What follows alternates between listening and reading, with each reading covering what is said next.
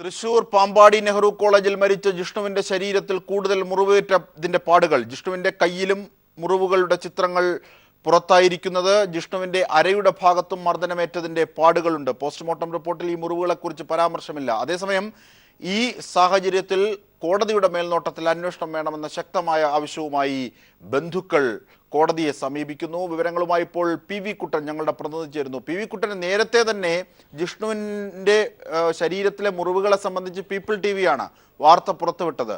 തുടർന്ന് അത് പല വിധത്തിലും അന്വേഷണത്തിന് വിധേയമാവുകയും ചെയ്തു. ഈ ഘട്ടത്തിൽ എന്തൊക്കെ കാര്യങ്ങളാണ് കൂടുതലായി എത്തിയത്? ഒപ്പം ബന്ധുക്കളുടെ വിവരങ്ങൾ കൂടി. ജിംഷാദ്, ജിഷ്ണുവിന്റെ ശരീരത്തിൽ മർദ്ദനമേറ്റു എന്നതിന്റെ കൂടുതൽ തെളിവുകളാണ് ഇപ്പോൾ പുറത്തു വന്നുകൊണ്ടിരിക്കുന്നത്. നേരത്തെ മുഖത്ത് മുറിവേറ്റതിന്റെ ദൃശ്യങ്ങളാണ് പീപ്പിൾ പുറത്തുവിട്ടത്.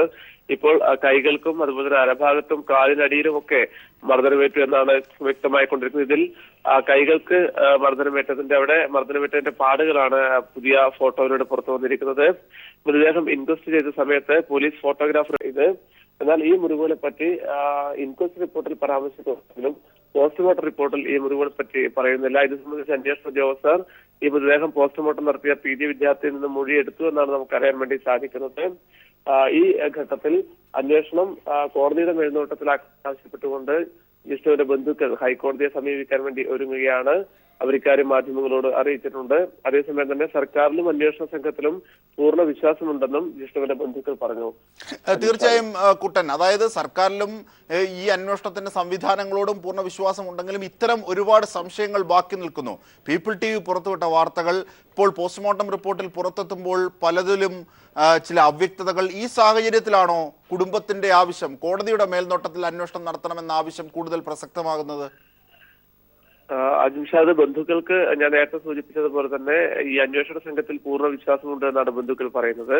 പക്ഷേ അതേസമയത്ത് പോലും ലോക്കൽ പോലീസിനടക്കം സ്വാധീനിച്ചുകൊണ്ട് ഈ നെഹ്റു കോളേജ് മാനേജ്മെന്റ് കേസന്വേഷണത്തിൽ ഇടപെടാൻ സാധ്യതയുണ്ട് എന്നുള്ള ഒരു സംശയം ബന്ധുക്കൾക്കുണ്ട്. അതുകൊണ്ട് തന്നെ ആ സംശയം ദൂരീകരിക്കുന്നതിന് വേണ്ടിയാണ് അന്വേഷണം കോടതിയുടെ മേൽനോട്ടത്തിലാക്കണമെന്ന് ബന്ധുക്കൾ ആവശ്യപ്പെടുന്നത്.